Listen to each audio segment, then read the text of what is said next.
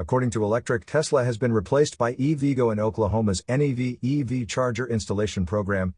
Tesla was initially awarded federal funds to install 3 supercharger stations along major interstates but failed to meet program standards, specifically requirements for CCS compatibility through Magic Docks. The Oklahoma Department of Transportation revoked Tesla's award and granted it to EVgo, which submitted a lower-cost proposal. EVgo's project will cost $801,780, reducing the total by $317,932 compared to Tesla's plan.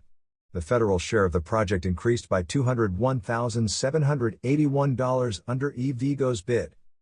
EVgo, which operates over 1,000 DC fast-charging locations across 40 states, will now handle the installation.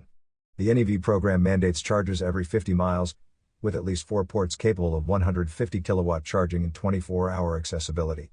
The program is part of a $5 billion federal initiative to expand electric vehicle charging infrastructure nationwide. You are listening to UON News.